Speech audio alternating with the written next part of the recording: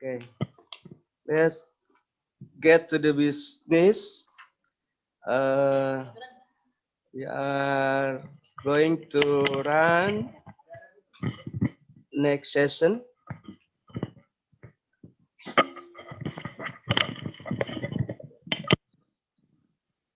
The second parallel session. We have 7 presenters,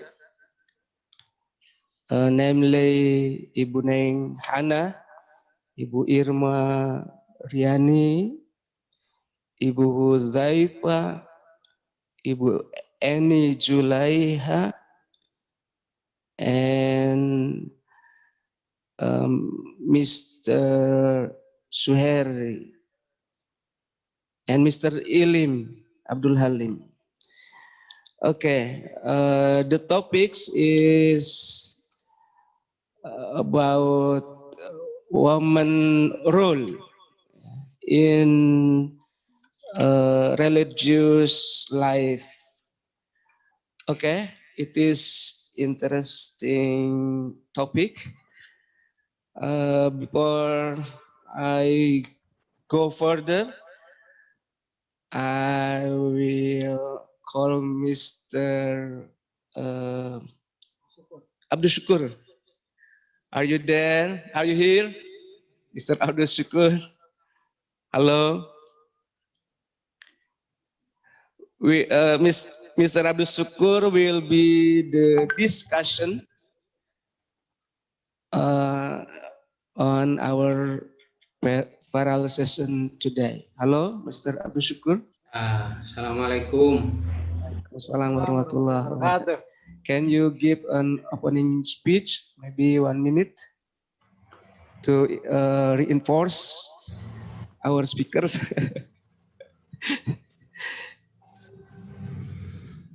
Pak Abdul? Yeah.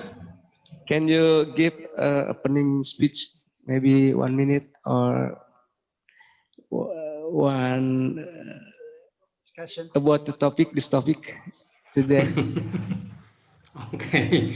Bismillahirrahmanirrahim. Alhamdulillahirabbil alamin. Wassalatu wassalamu ala asrofil anbiya wal mursalin. Ladies and gentlemen, this is the second session for our discussion in International Cultural Studies, Islam and the Making of Religious Harmony, the Transformation of Contemporary Islamic Thought in the Era and New Media. In this session, there are, in my note, there are 7 authors or 7 presenters will give a presentation, and interestingly, 5 of the presenters are about gender. So I would like to call that this session is the session of gender revival. It's interesting. Only 2 about we'll talk about the implementation of prayer before meals, and the one more is by Pak Mulyadi about agama and budaya. Okay, I don't know, according to the committee, if it is mixed with my note, the presenter. There are Ibu Irma Riani and Ibu Nina will talk about the representation of female ulama in Indonesia, claiming identity and religious authority.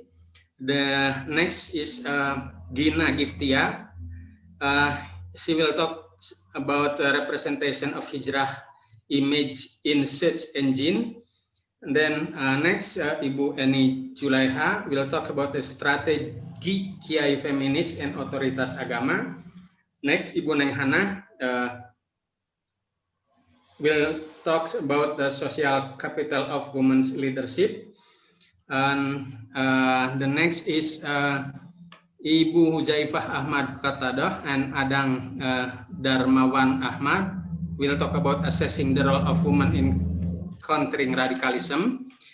The next two are Pak Mulyadi will talk about agama and budaya, and the last Pak Suheri and Hakam Al-Ma'mun will talk about implementation of prayer before meals. Are they correct? If they are correct, then we will start to hear the presentation. There is a correction, Mr. Sukur. Gina Giftia cannot give his presentation, and also Mr. Mulyadi. So we will replace both of them with the presentation of Mr. Ilim Abdul Halim about religious studies program for religious harmony. Case study on UIN Bandung, on Bandung, Indonesia. Okay, maybe that is small change. I hope it will not it not disturb you as a discussion. Okay, we will go on with Ibu Neng Hana. Ibu Neng Hana first in my list about social capital of women's leadership. Feminist ethnography studies on the Osing indigenous people. Okay, Osing. It is Osing is asing word for me. No, that's a traditional. Okay, okay. Suku Let's Osing. His presentation. Or presentation. Sorry. The time is yours.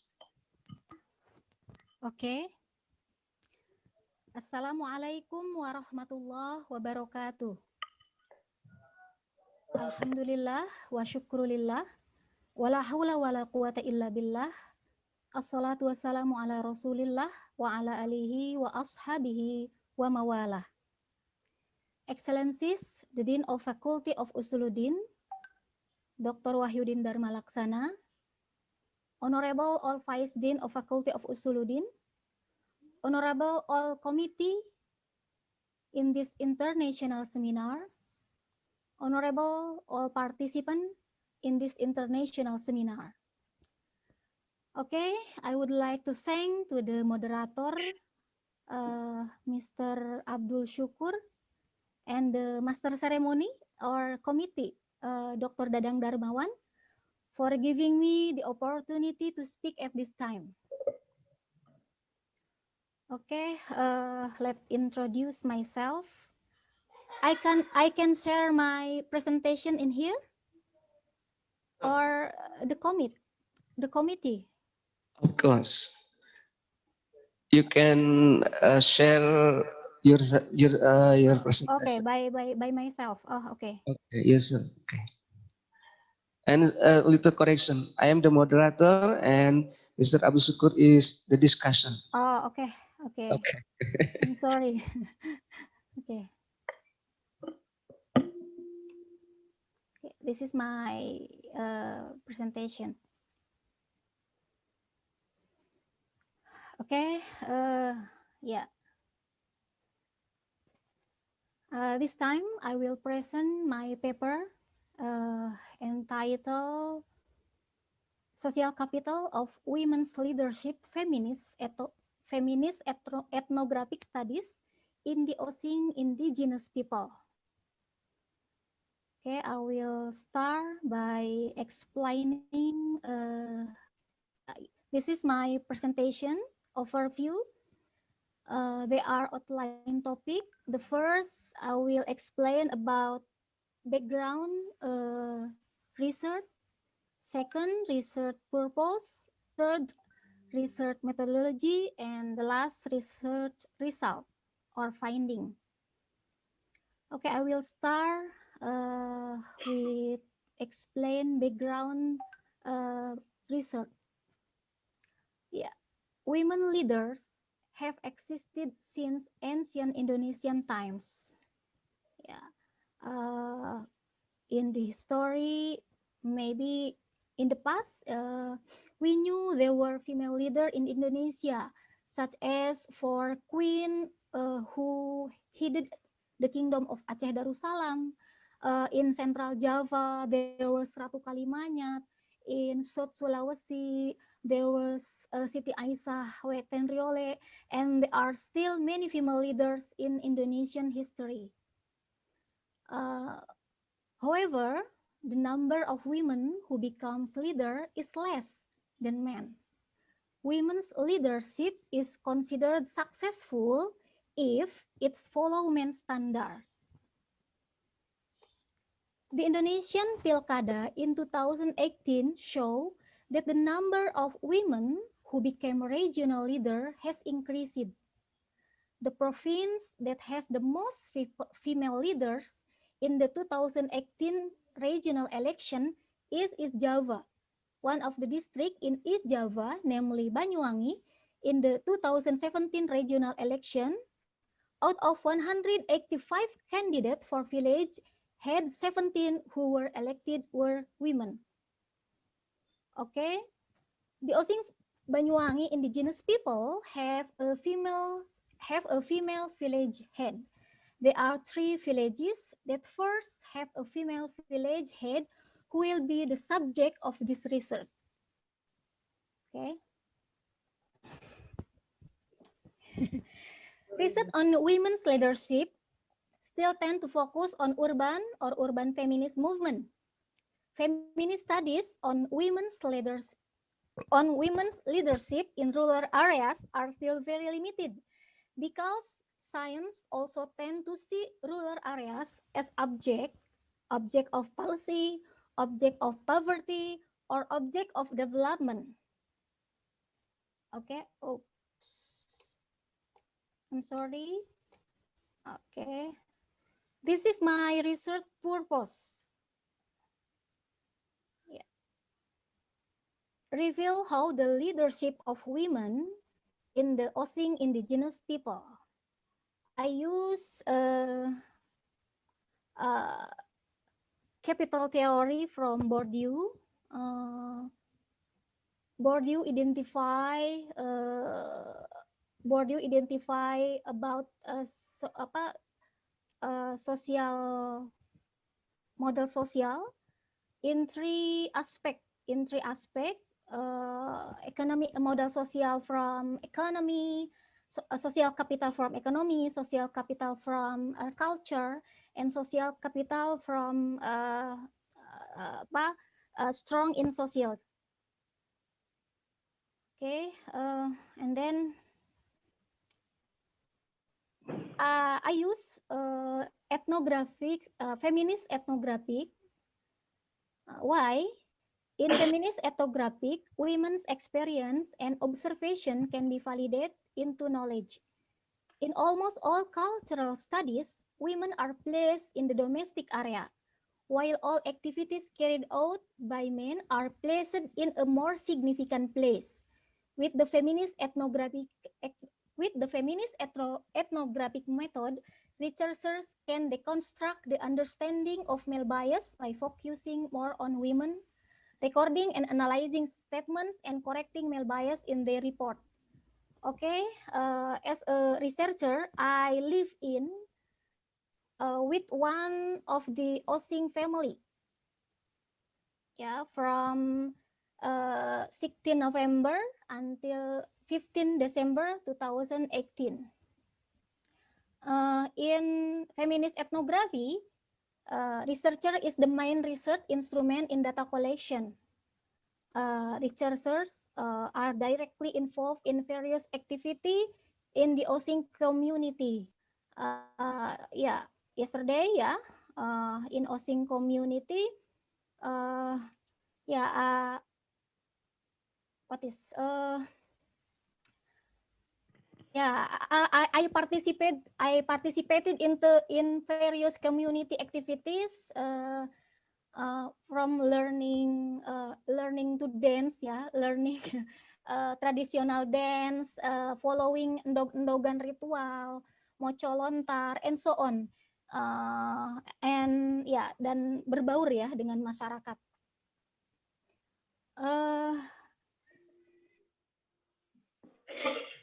Okay, data collection was carried out through direction observation and interview. Direct observation and interview, deep interview. Researcher conduct research in 3 villages, namely Kemiren, Karanganyar, and Rejosari. These 3 villages are led by women. In Banyuwangi, there are 6 village that the Osing indigenous people live, and yeah, the research result or finding, uh, yeah, they are, yeah, I interview not just not just the lead, the head of village, but I also interview other village official, the general public who live near the village office, and those general public, those live far away on the border with the village. So maybe there was 25 subject that I inter I have interview with them. Uh, Research result, informant, the first is Kades Kemiren, her name Mistress Lilik Yuliatin. She is wife of Indonesian National Army or TNI, and child from a well-respected and wealthy family in the Osing indigenous community. Her husband and family were influential and now to be generous. The second, in social capital economy, Nur Hayati is the younger sister of the previous village head. His father was also a village head, having a husband who is a businessman and a good family economy.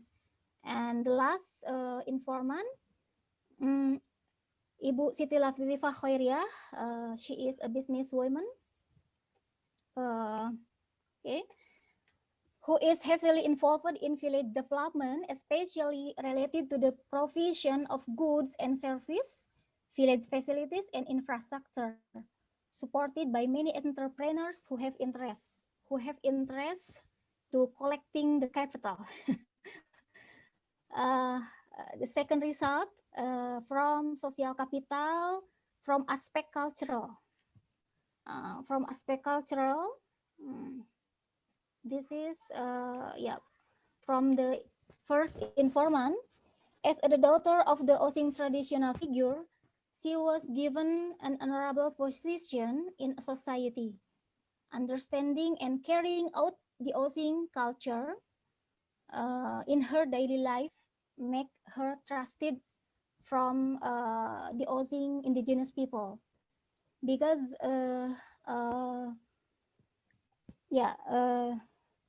they are di sana kental sekali. Kenapa disebut kampung adat? Ini merupakan pusat riset tidak hanya di Indonesia tapi juga di dunia.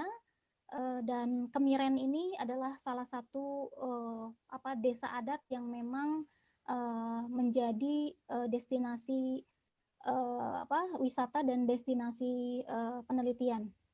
Second, Kades Rejosari, Hajah Nur Hayati SPD, privilege as the daughter of the village head and the younger sister of the village head gives her various access to community activities. Her concern to the community made her now entrusted to be the village head for two periods. Mimpinnya sampai 2 periode ya. Dan yang terakhir, Make it faster. Selesai? No, make it faster. Oh, oke. Thank you. Oke, thank you. Kades Lampung Anyar, Siti Latifah Khairiyah, she is a businesswoman, tadi, who involved in village development project. The figure of Ibu Latifah is well known to the Karanganyar village community. Nah, ini conflict of other 4 village head candidate during the election made her narrowly won in the village head election. Jadi seperti kuda hitam ya, tiba-tiba dia menang dalam pemilihan kepala desa. Padahal dia single woman dan dia bukan orang desa situ. Dan the last ya, social capital strength. All of informant as one graduate. Nah, Ibu Lilik is a woman who has strong interpersonal power. She is a smart woman and has a good adaptability. Her motherly character, because she is so feminine, is able to glue various conflict in society. And Ibu Haja Nur Hayati is a woman who has good interpersonal and intrapersonal strength, active and agile in carrying out various activity. Okay. And the last, informant ya, head village, Siti Latifah Khawiriyah, this is typo. Her strength as a leader comes from her outgoing personality. As a Lodejri, she also has good political strategy skill. Okay, maybe that is my presentation, and the conclusion, that indigenous women who become village heads not only rely on social capital but also individual capacity in their leadership. Oke, saya kembalikan kepada moderator. Thank you. Wallahu yarhamuna birrahmah. Wallahul muwaffiq ila aqwamit thoriq. Assalamualaikum warahmatullahi wabarakatuh. Okay, thank you very much, Ibu Nenghana. Interesting topic, but during your presentation, I just remember Ibu Tejo on his short film about Tilik, when he promote his husband to be leaders of a village. So to be a head of a village is just not need to be a woman, but also it's need personal capability such as economically and education and extra. Okay, the second presentation will be delivered by Honorable Speaker Miss Irma Riani, and the title is the representation of female ulama in Indonesia. Okay, the time is yours, but please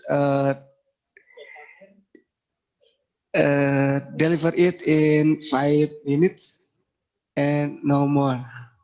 Okay, Bu Irma. Okay. Are you here, Bu Irma? Yes, sorry. Yes, sorry. Okay. Thank you. Thank you very much for the opportunity. Hello everybody, Assalamualaikum warahmatullahi wabarakatuh. It is a great honor for me, and in this special occasion, introduce myself. My name is Irma Riani, and I am from the Faculty of Usuluddin State Islamic University. May I have my presentation slides shared? Wait a second.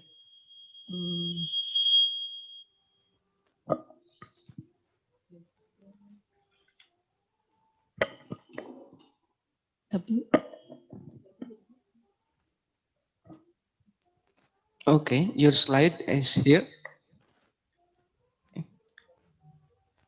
I can see it.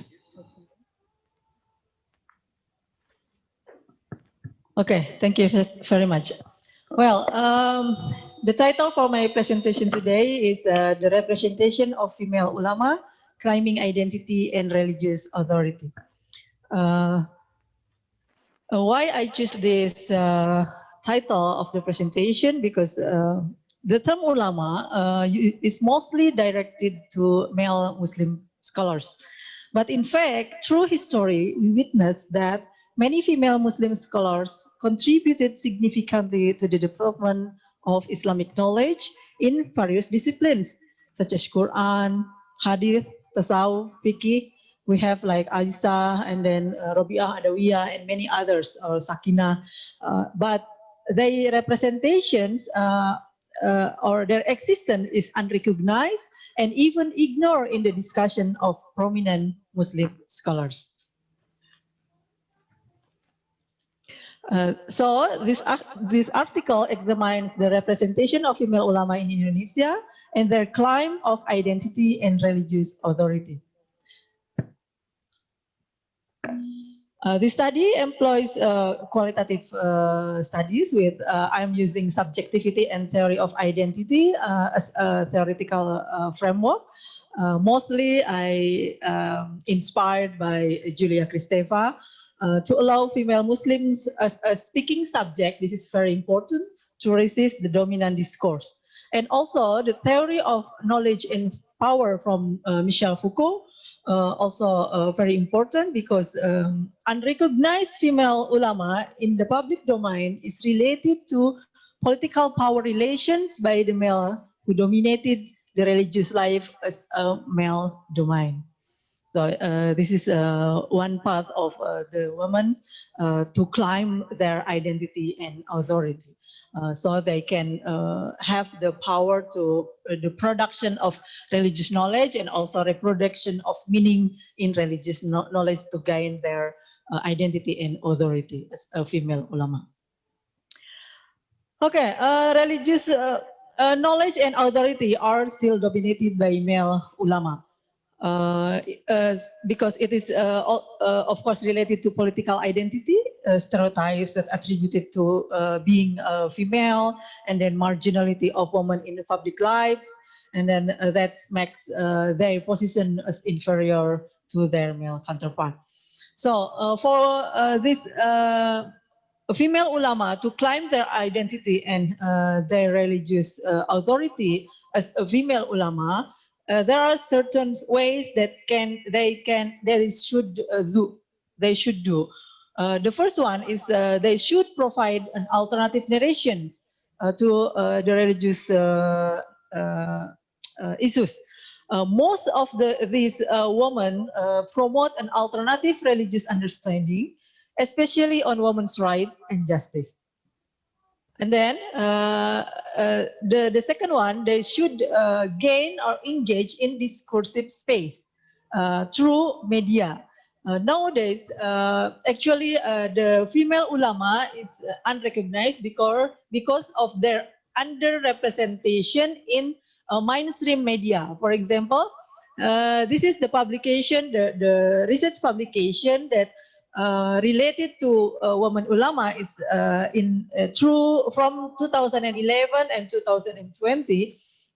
There is in certain years there is significant research on Muslim women scholars or ulama, but then it also decreased in the recent years. And this should be encouraged for this research related to women ulama to be conducted by many Muslims in order that their voices are heard. Okay, the other things is that these women or female ulama should maximize the use of new media. For that, they're voicing their promotion or voicing their messages about women's rights and justice, so they can maximize their representations through these new media, from, for example, in Instagram or YouTube or in Twitter and so on. And also, they should engage in networking with others, female ulama from one place into the others, and then they should do a collaboration network in many activities. They work together to make this campaign or climb happen, and also they should be consistent in their activities. Consistency is the important things in order they can get or they can climb their identity and religious authority. I conducted research and examples of some organizations that already initiate the path to the training of female ulama, such as Rahima with its program of pengkaderan ulama perempuan, and actually I am one of these participants. And Rahima already have like a yearly or annual program of training the women ulama. And this is a very good program. These women given many knowledge related not only about religious knowledge but also social lives. And then also we have Alimat. Alimat is the organization kumpulan ulama-ulama perempuan in Indonesia. And also we have Musawa. Musawa is have a collaborative activities with Alimat and also Rahima in maintaining that about female ulama. This is the global network of female ulama from one Muslim country into the others.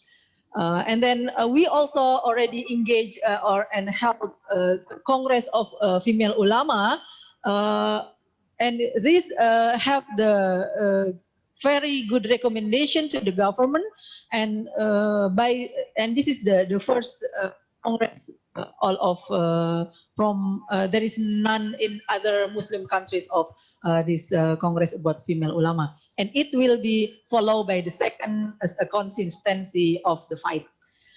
By these activities and consistency, we hope that the identity and authority of female ulama are recognized and acknowledged in the public space, not only that in the public and the space that usually dominated by male ulama. So this is also this research also as a recommendation to acknowledge the representation of female ulama and to maximize their representation in Indonesia. That's all my presentation. Thank you for your attention. Assalamualaikum warahmatullahi wabarakatuh. Okay, thank you, Bu Irma. In my village, there is many female ulama. We call them Ibu Ustazah. Okay, and their role is to teach emak-emak in pengajian ibu-ibu every weeks. So I think it is good and interesting topic, and maybe there is one another way to encourage the authority of women's ulama is to write books. That is one way. Another way to get recognition as women's ulama.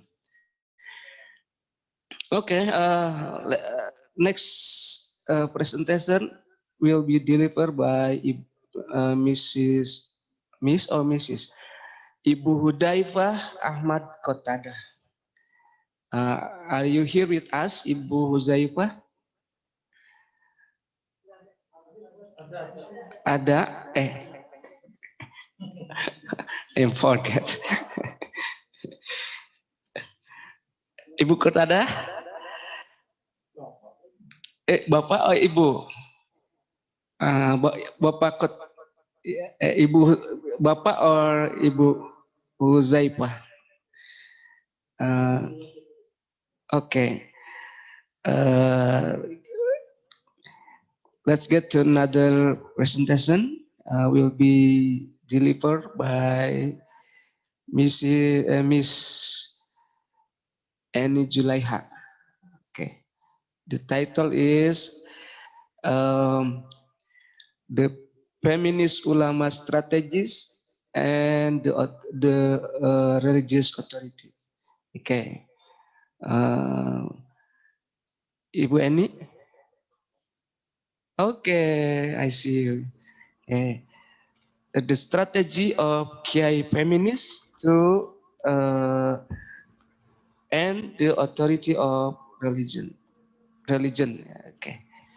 The time is yours, but just 5 minutes. After 5 minutes, it's mine again. Okay? Okay.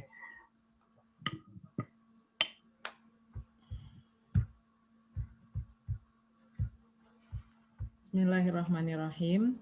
Assalamualaikum warahmatullahi wabarakatuh. Today I feel very happy and because I can join this event. So allow me here to introduce myself. My name is Eni Zulaiha. I am lecturer in Quranic Studies of Usuluddin Faculty in UIN Sunan Gunung Jati Bandung. This time I will present the result of my research on strategy of feminism crack or Kiai feminist and religious authority. This study looks specially to one figure of Kiai feminism in Indonesia has succeeded in defending the faith of women until he received various awards both from Indonesian government and from abroad.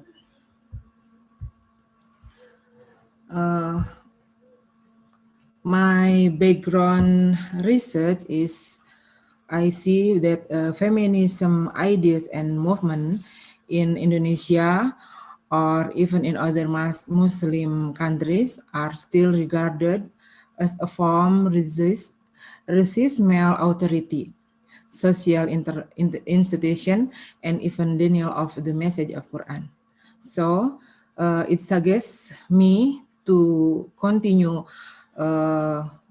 for studying of strategic and paradigms for feminism formulation that has comprehensive ideas and movements.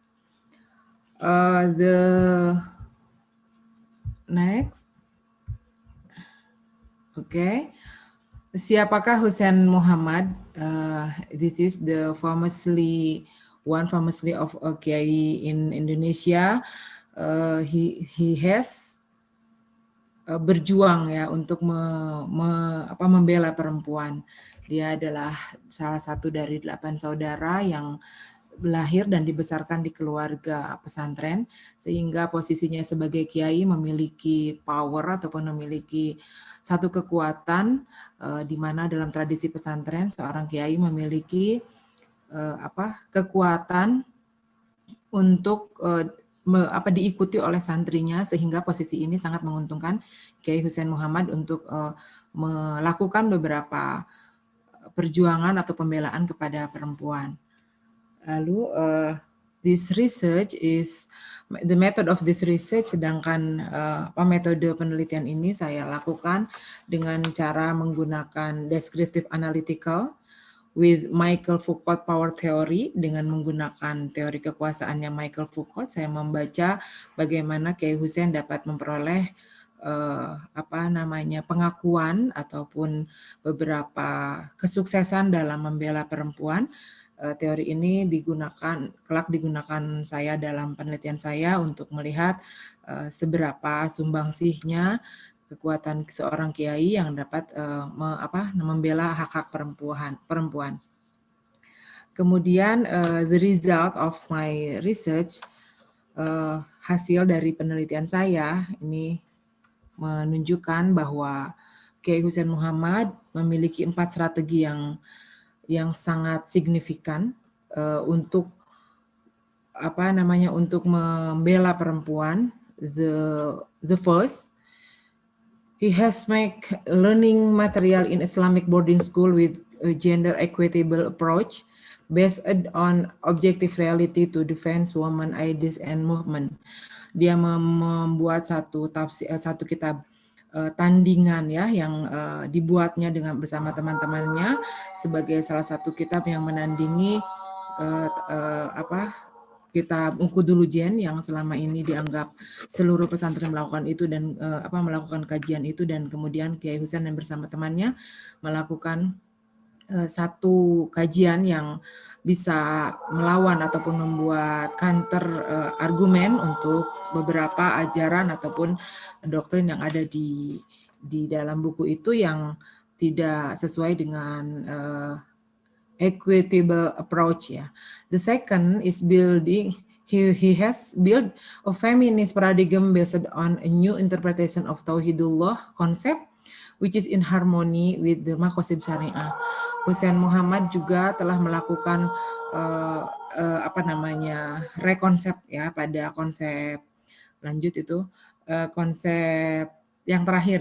Nah ini dia membangun paradigma Tauhidullah sebagai base penafsirannya yang kemudian dikorelasikan dengan ukuran kebenaran tafsir itu jika sudah memenuhi maqasid syariah. The third is reinterpreting verse about gender relation in Al-Quran oriented to vested interest to get religious understanding that it's bear as a commitment to participate in creating justice and social achievement.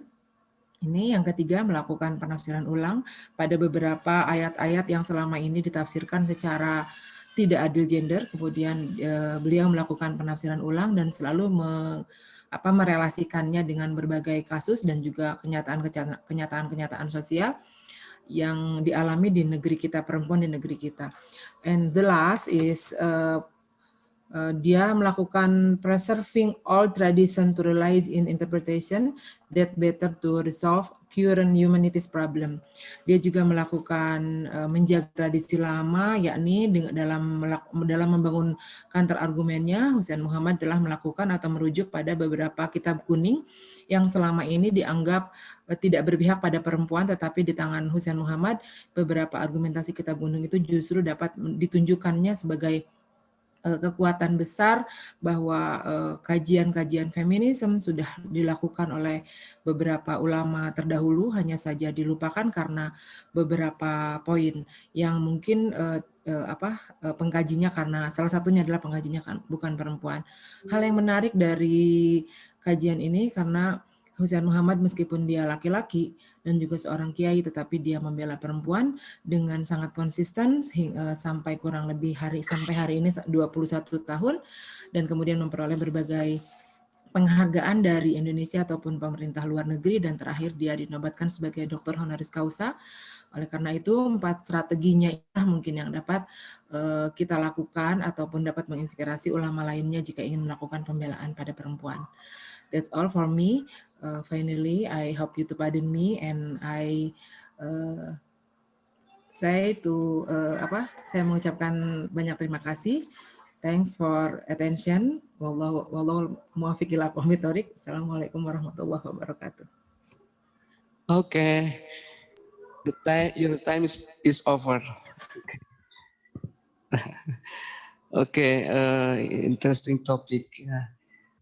So women need men and men need women, and to be dependent, we should have authority. Yeah?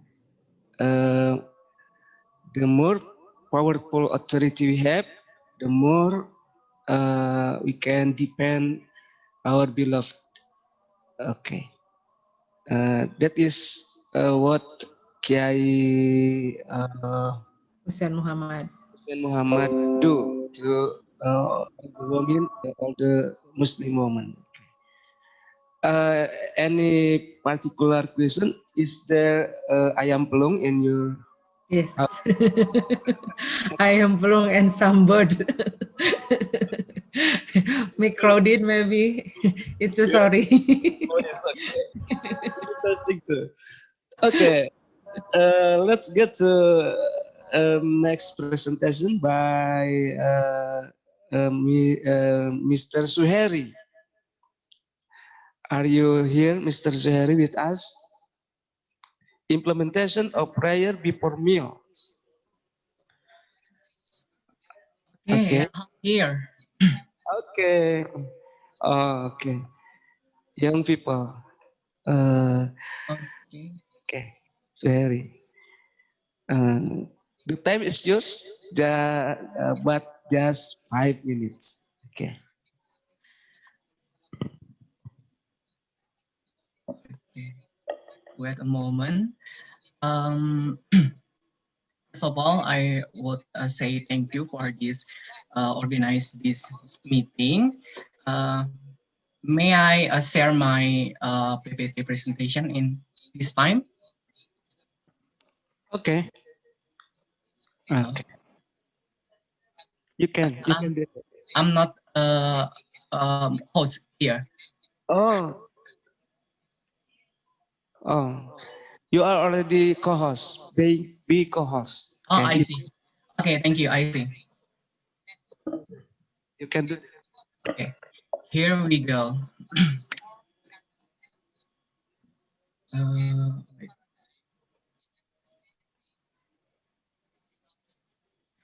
Okay, can you see my PPT slide? Okay, everything okay, yeah? Okay. First of all, Assalamualaikum warahmatullahi wabarakatuh. I will introduce myself. My name is Suheri. I'm from Center for Religious and Cross Cultural Studies, Gadjah Mada University. Here I do research with my friend in Hakam Al Ma'mun. He as a student of postgraduate student in State Islamic University Sunan Kalijaga Yogyakarta.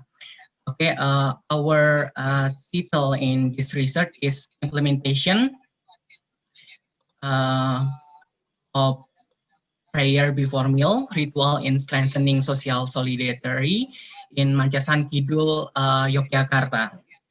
Before I go further, I assume that we all know about pray before meal. Allahumma barik lana fima rojakana, so on. And I think this is a very interesting idea to looking in this community in Mancasan Kidul, Yogyakarta. Okay, the next one is, okay, I conclude this presentation with a background research method, thesis statement, evidence of thesis statement, and conclusion. For the background, we know about Hadith Da'if. It's one of the texts they are not considered authoritative. But these texts have an influence on religious practice in society, which is known as living hadith. The second one is we know about pray before meal is one of the eating ethics practice by the Prophet Muhammad in every day, for the example to Muslim. And the third one is in Mancasan Kidul, is a location in a part of Yogyakarta, and this community which implement a structure communal prayer before meal practice and has become a read in their activities such as religious practice and social event. And the basic question in this study, what is causes this practice to continue in the Mancasan Kidul community? Okay, for research methods, I use in the interview with informant, and data management was using descriptive analytical method with the theory of Pierre Bourdieu. Why I choose this theory? Because we know that Bourdieu is very near with the discussing about text studies. Okay. The next one is about the thesis statement. My thesis statement here, the practice of pray before meal becomes a tool of community bonding in social and religious areas. Okay, or to resolve or to show the thesis statement, I saw this evidence of thesis statement. Uh, uh, Before we go further, I will explain generally about the theory of Pierre Bourdieu. Habitus ex rana plus capital become practice. And this theory was shown in the community in Mancasan Kidul Society. Okay. The first one in ranah or domain, we can look in a background of society. The first idea is the idea of solidarity. In my experience to make conversation in this community, I conclude three aspects in the idea of solidarity. The first one is there are people who like to hang out with other residents. In this understanding, they are very happy to look each other in social activities. The second one is community gathering activities by bringing their food have become a traditional top by the sand. And the third one is the society in the past had a low economic standard, so that the association become a place of interest. This is a background of the idea of solidarity in Rana or domain. And the next one is in Rana, we can look the society background. The first one is the people in Mancasan Kidul are people who have less knowledge of religion. And the second one is they are limited to have like guru ngaji or ustazah and something like that. And the third one is Mancasan Kidul is also far from the center of development of Islamic science. This is about the Rana or domain in this community. And for the next one about habitus, we can find the interesting thing in their activities. They always use pray before meal. Eating ethics pray before meal are being implemented communally by Mancasan Kidul community until now, both in public and religious activities, including pengajian ibu-ibu, pengajian bapak-bapak, pengajian Senin Wage, Kenduri, Ruahan, Yasin, or Tahlil. They always pray before meal in the first stage to eat something. Okay, this is a habitus in this community, and I will show this picture on my experience because I was staying in this area. They are always make event in this society. This is the one of picture in their activities. Okay, this one. And this is me and in informant to share their knowledge about the idea in this society. Okay, the last one about model and capital, because this is about theory from Bourdieu, and I conclude for a point from a gen or a figure that very influenced in this activities or in this community. The first one is Pak Muhroji from Mancasan Lor village. He teach religious activities, but his influence less with other figure. And the second one is Pak Abu Hasan, who has a taught and trained the community regarding religious knowledge in general and reciting pray before meal. This is idea from Abu Hasan. They get or they got the idea about pray before meal. And the third one is Haji Abdul Qadir. This is one of idea in this community.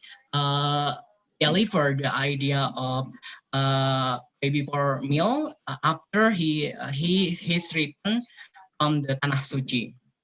And the last one is the most influenced agent in this community to share the activities is Pak Bandi. He is a religious figure who has a capital influence in the Manjasan community. He has charismatic and humble to socialize about the activities and about the religious event or religious practice in this society. And Pak Bandi strength compared to the previous religious leader, where he had capital, so that he could influence the environment. And Pak Bandi can assimilate culture or tradition that has developed in the Manjasan Kidul community by combining Islamic value. And another factor why I said that Pak Bandi is the most influenced agent in this practice, that he turned out about a smart approach strategy when dealing with the Manjasan Kidul people or community who are the Abangan community. And then so Pak Bandi, when he want to teach practice in the middle of the Manjasan Kidul community with a simple religious activities to be accepted by the community. Okay, this is about the theory of Bourdieu about habitus extrana plus capital, and finally result a practice in this community. Okay, from the conclusion, this research saw that the ritual practice pray before meals is transformed into a symbol of social bond in society, because in the early I say they have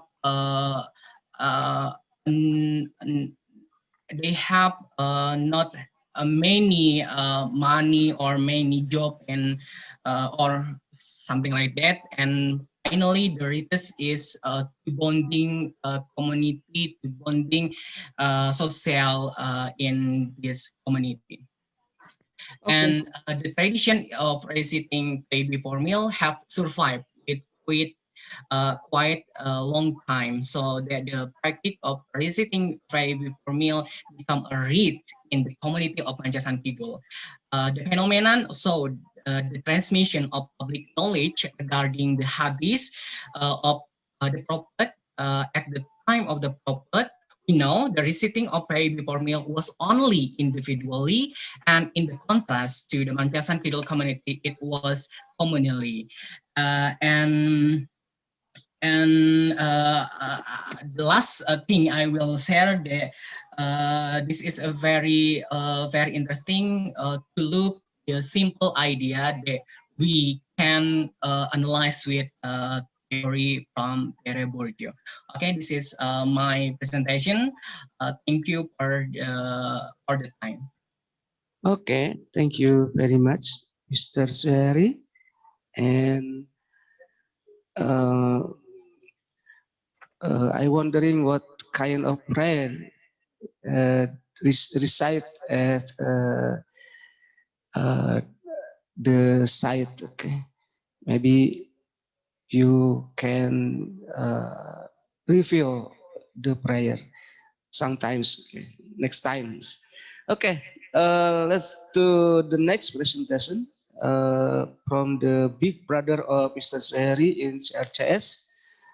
The senior in CRCS, Mr. Ilim Abdul Halim. He will deliver his paper about religious studies program for religious harmony. The time is yours, just 3 minutes, okay? After 3 minutes, the time is mine again.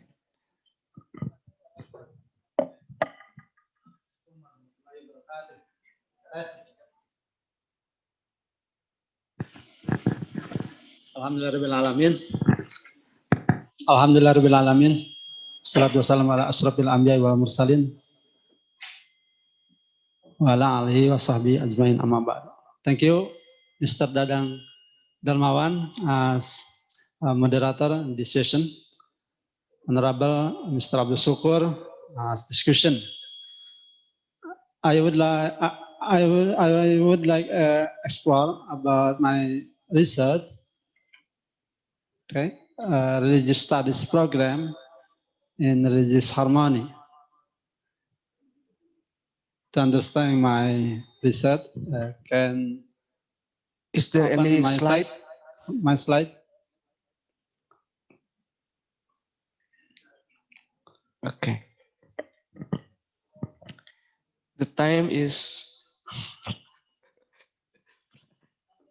running out, so you can continue with that slide, Mr. Ilim.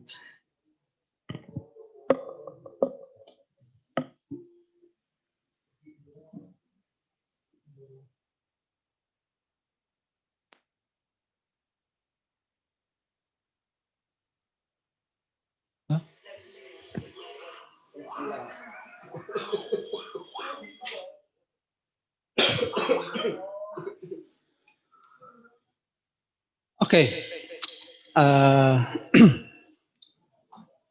My slide is not open yet. Okay, it is a technical problem. I'm sorry because Latar the- belakang ya. okay. It's simple. My background is Indonesian, is many potential, like that religion, ethnicity, language. The potential is potential conflict. According to Wahid Institute and Komnas HAM, like that PESJAPA is intolerance. PESJAPA has been intolerant since 2009 to 2017. But many people graduates from religious studies participate in global responsibility. On topic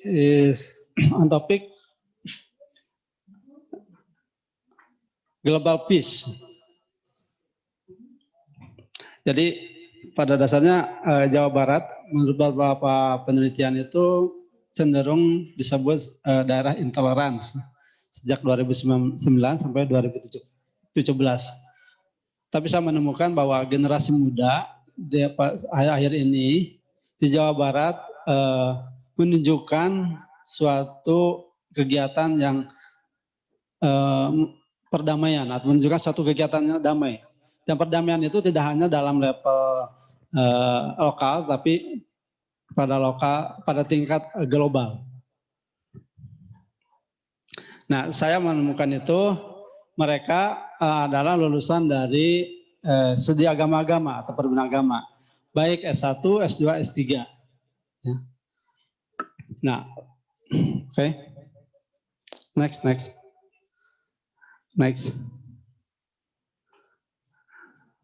Okay, next.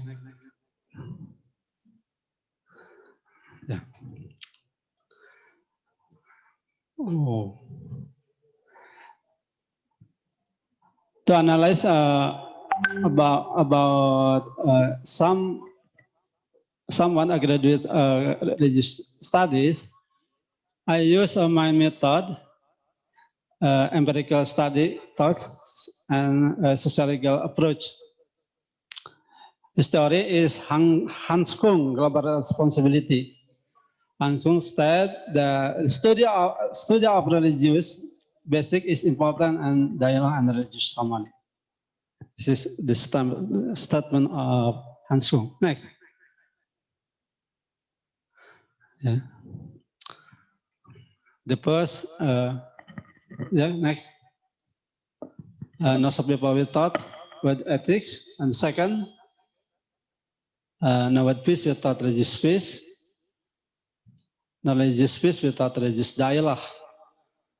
No religious dialogue without investigating the basis of religion.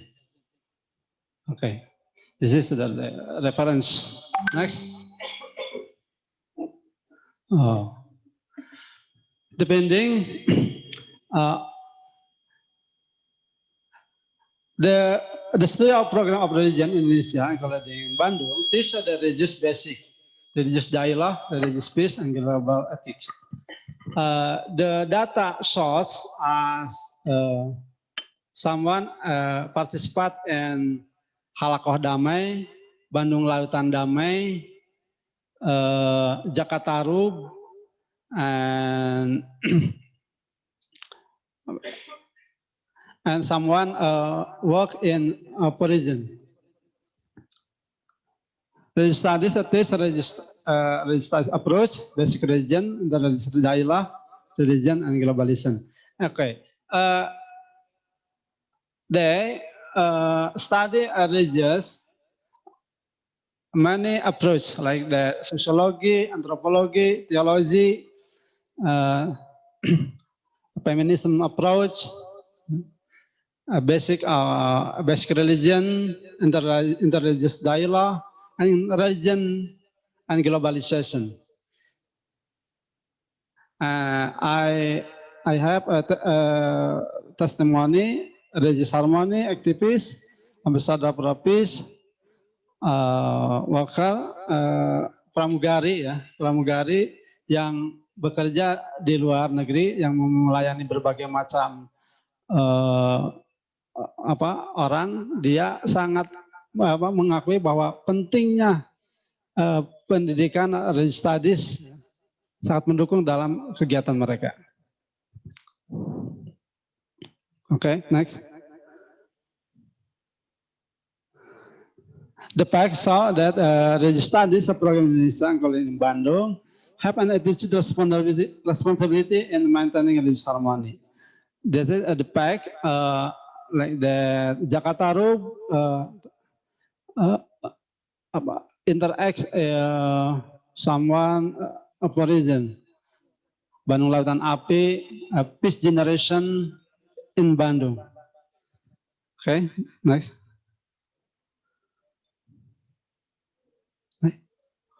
This. I think this is someone graduate from religious studies in Bandung can participate in global responsibility. This statement. Thanks. Thank you. Okay, thank you, Mr. Ilim. Bandung is always be a trend setter,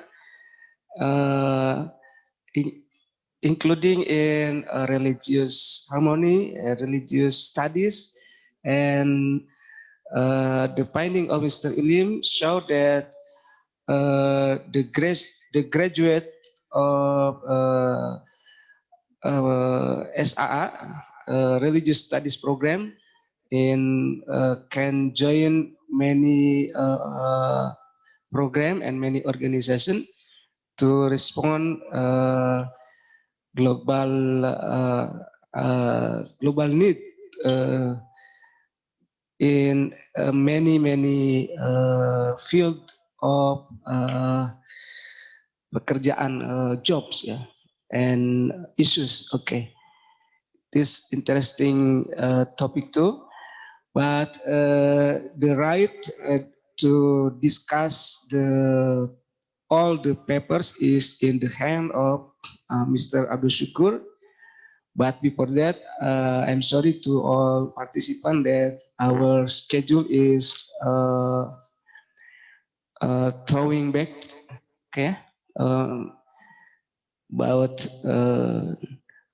12 hours. Okay. That is because technical problems. Okay, the times is yours, Mr. Abdul Syukur, to discuss 7 papers. 7 or 7. okay, 5. 5. Yeah. Okay. Thank you, Mr. Radang, as moderator. Give me a time to say something about what the presenter deliver. First, generally, the presentation or the article presented by presenters are good. For example, presentation or article presented by Ibu Neng Hana, I think it's clear. It has clear and background, clear in methodology, and clear and in result. Also, the article presented by Ibu Irma, it is clear in background, in theoretical framework, in recommendation. Ibu Irma is unquestionable writer about gender because she has written a book published by Sage Publication in Britain. So she is very luar biasa.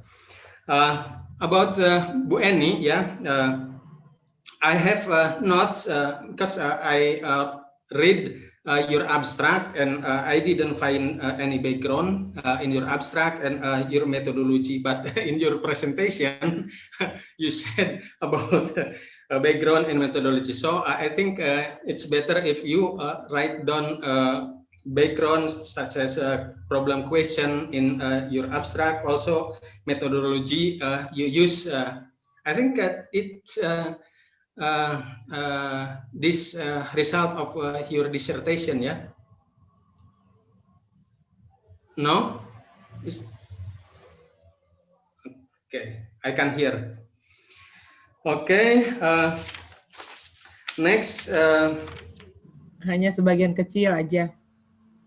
Ya, sebagian kecil juga dari disertasi kan ya? Ya, jadi besar. Okay.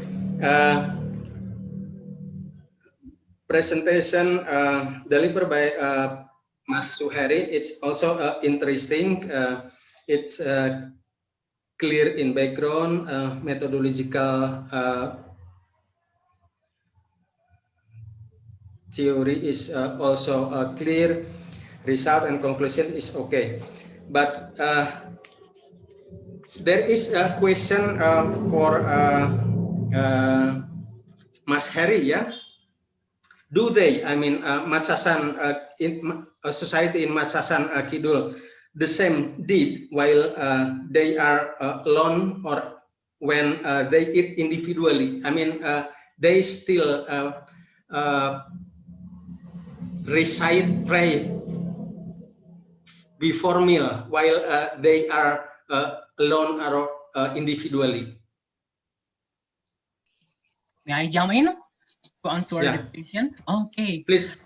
But in my research, we just focus on the commonly reciting pray before meal. We not just focus to look their they recite pray before meal in individually, something like that, Bapak Operator. Yeah. Okay. I think if we don't know what they do individually. Okay. If that the case, then what is the difference between community of Macasan Kidul and other community? Because in other areas, such as in my area here, they the same did. They are gathered in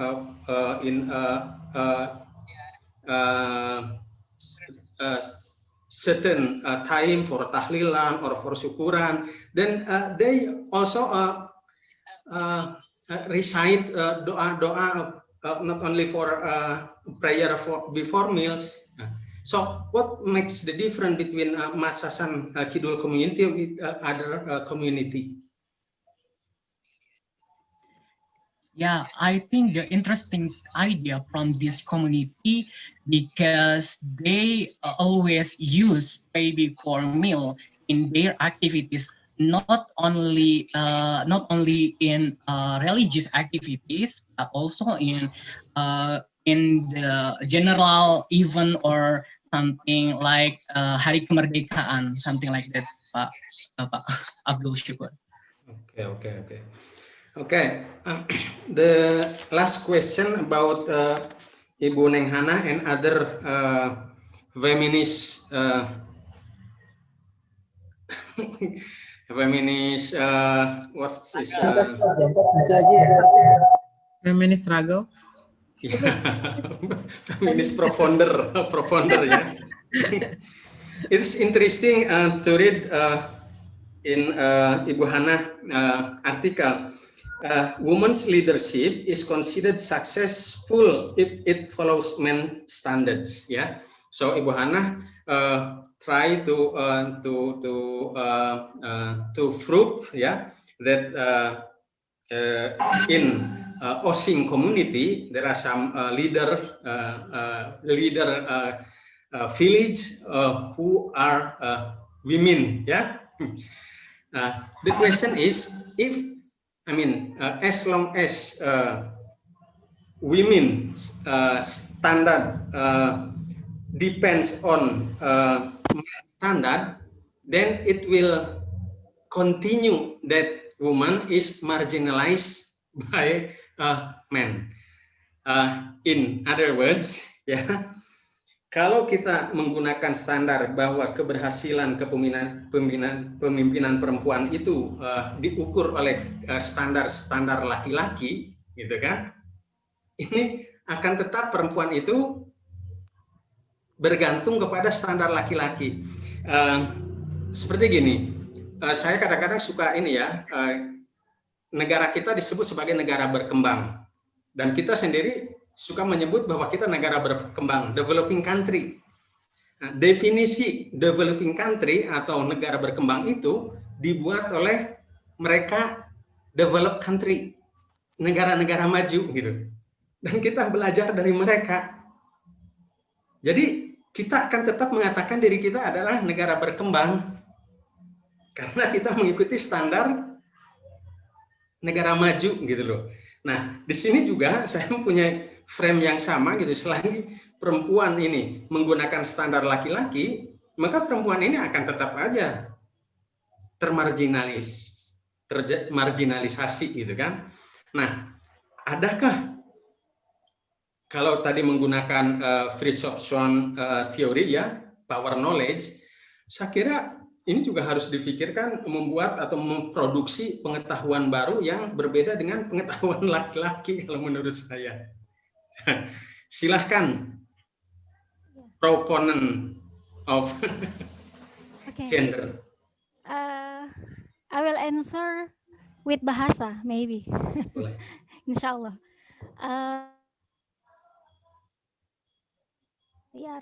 Kebanyakan riset tentang kepemimpinan perempuan ini dengan menggunakan standar laki-laki. Di antaranya misalkan bagaimana kepemimpinannya ini adalah kepemimpinan struktural yang otoritatif gitu. Nah, karena tadi kalau berdasarkan teori feminis gitu, kepemimpinan perempuan ini biasanya tidak struktural, tapi seperti jaring laba-laba. Perempuan itu di tengah, karena tadi bukan kompetisi tapi jaring gitu. Perempuan ini di tengah, jadi sebagai seorang pemimpin justru akan membintangkan yang lain gitu, membintangkan orang-orang di sekitarnya, termasuk kampungnya dan lain sebagainya. Nah, ini standar ini, kepemimpinan ini, termasuk juga tadi nanti kita akan mengukur bagaimana modal sosial yang ada di masyarakatnya. Justru riset ini ingin itu Pak gitu, dengan menggunakan ethnographical feminis gitu. Dan ya menariknya itu kan kepala desa yang pertama kali diangkat di desa tersebut ya. Dan dari 2 kepala desa ini sudah berakhir di 2019. Ini kan risetnya saya akhir 2018 di sana. ini yang 2 sudah diganti oleh laki-laki dan yang 1 ini juga sedang menuai masih berlangsung tapi menuai konflik yang cukup hebat gitu saya ngelihat mengamati. Karena tadi justru saya melihat potensi-potensi motherhood ya, potensi-potensi caring gitu. Itu adalah potensi-potensi yang dibutuhkan oleh masyarakat pada saat ini gitu. Ya, terima kasih. Oke. Okay, thank you, Mr. Abdul Syukur. Before going to the question and answers, we will call Mr. Dodi to deliver his speech entitled "The Construction of Habib Rizik Syihab Political Islamic Thought in the Post-Reform Indonesian Context." Okay,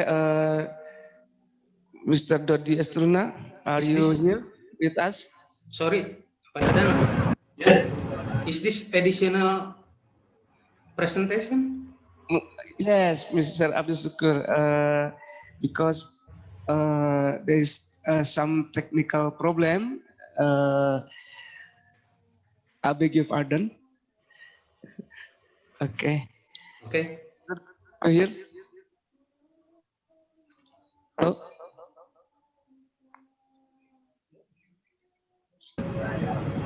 Hello? The time is you, Mr. Oh, Dodi. okay, thank you. Okay, thank you. I got the schedule from 3 to 4, so I prepare my preparations in this. So I'm sorry, Pak Syukur, that I have more sessions at 4 o'clock in another meeting. So I won't take too long time in this meeting just to participate with you all. My paper is about Habib Rizik Syihab, a political Islamic thought in the post-reform Indonesian context. Let me read some of the conclusion or the background in this case. Maybe we do not follow the slides because I have to make it shorter. Rizik Syihab is an influential Habaib and was confronted the great Imam of the FPI Islamic movement. He's also central in almost every Muslim rallies involving millions of people. He's also one of the 5 influential ulama according to Deni GA survey in 2019. His ideas about politics, about states and governments is often controversial. One of the ideas he offered is the idea of Sharia and KRI concept, where the concept of Pancasila, the 1945 constitutions, are interpreted in accordance with Islamic law, or in other words, the Sharia-based Pancasila. The findings of my research is the methodology is more descriptive actually and qualitative, which is mixed with document analysis. And the findings of my research is, firstly, he is, or in this case, Syihab is in the opinion that Islam is very assertive against communism, liberalism, and secularism. His opinion about democracy, he always says that it comes from the West, very deceptive. He preferred the liberations and consensus system than democracy. About tolerance and human rights, he says that Islamic teaching are tied to ethics and religious principles outlined by God Almighty. The teaching contains rule for social interaction. He also in the view that human rights are firmly tied to human obligation. About leadership, he rejects non-Muslim to become leaders in Muslim-majority countries. He also rejects the leadership of women in the Muslim-majority countries. So about the gender, Bu Yani and he is in the view that the more appropriate relation between men and women in the term harmony instead of equality. So he preferred the term harmony instead of equality. Jihad, in his opinion, is a way to upright the words of God, physically by coercion, when it is impossible to fight immorality and tyranny in gentle and peaceful way. Another finding is about Indonesian politics is in the opinion that Pancasila is in accordance with Sharia in the sense that it does not contradict to Islamic teaching. Religion and state are strictly tied to each other and cannot be separated. Islam cannot be partially practiced but must be implemented as a whole. Indonesia was formed as a monotheistic state based on one God Almighty, Allah Subhanahu wa Ta'ala, and it is stated in the first pillar of the Pancasila and the preamble of the Constitution.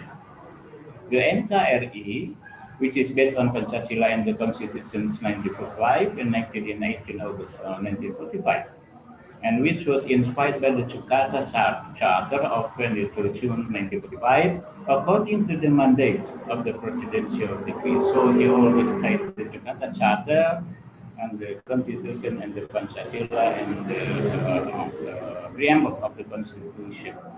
So now we come to the conclusion. Shihab's concept of political Islam is shaped by his devout Muslim family, environment, and educational history from King Saud University of Saudi. Shihab is critical to the concept of freedom of speech, the concept of democracy, liberalism, secularism, pluralism dominated by the Western perspective, and the rise of communism. He finds increasingly apprehensive.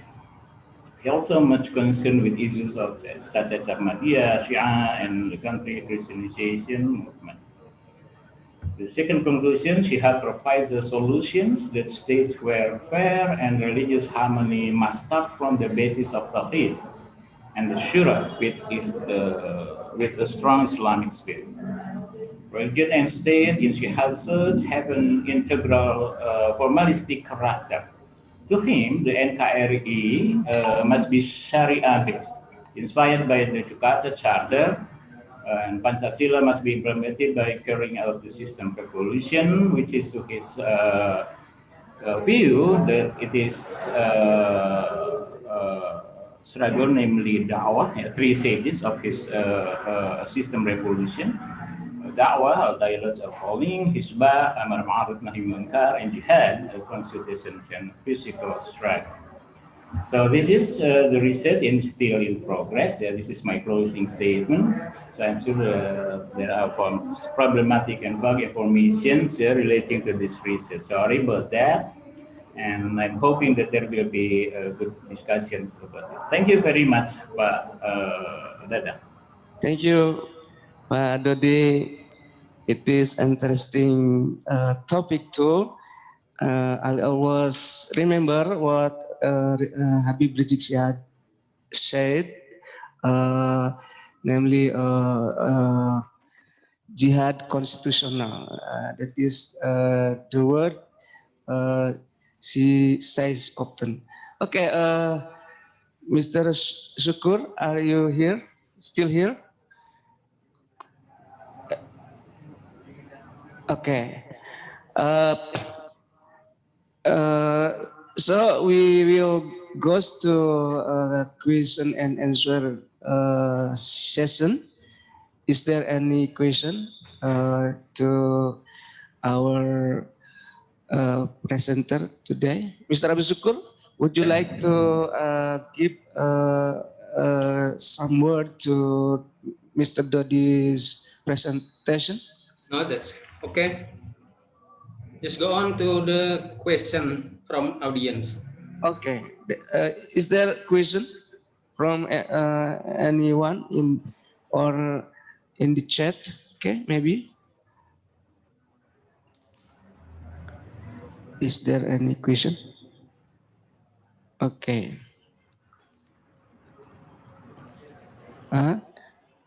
Raise your hand. Okay, I will see in this. Okay. Okay. There is one question from Kang Asep. Kang Asep. Yeah. Please.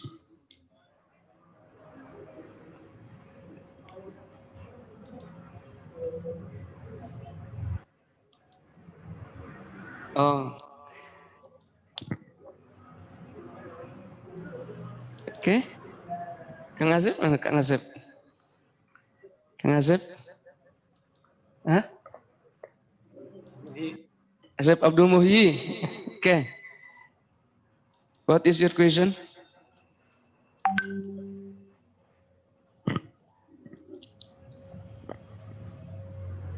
Di unmute.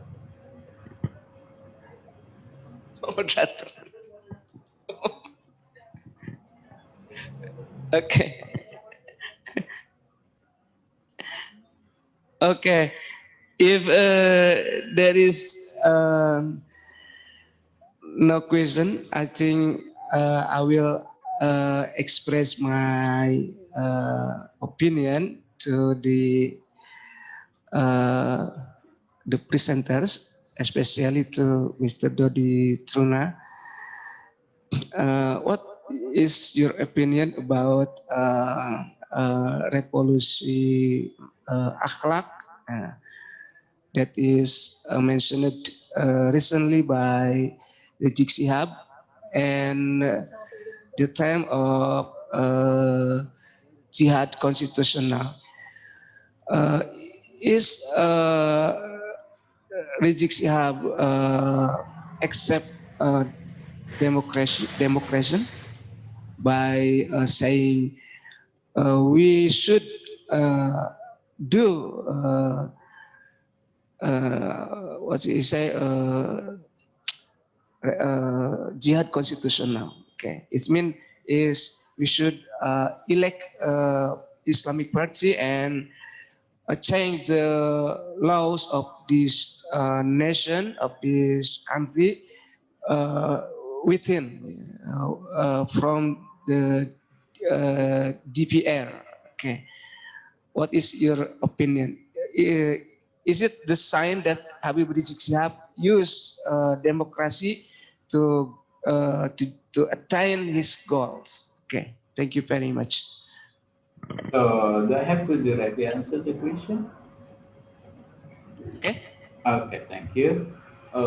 Just one point about the democracy. Actually, to my opinion, Rizik Sihab is not that close-minded. Yeah, is that not so strict in that in the process.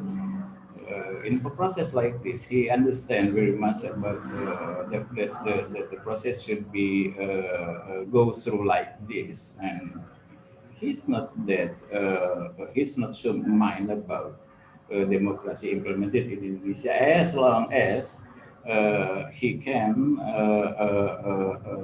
mention of the liberties idea that this is it comes still it's he always is come from the West and very deceptive, destructive, like that. As long as we have or still built the concept of deliberations and consensus or this concept based on Islamic teaching, actually he's not that strict and close-minded. In other words, he still understand about the conditions, but he always in the opinion that it must be changed to the most ideal system. That's my opinion. Thank you. Okay, thank you very much to all the presentation. The committee members has given a sign to close the session, and we'll go to the next session, the next parallel session, the third parallel session. Maybe the third parallel session is the last session, and there is no. Okay.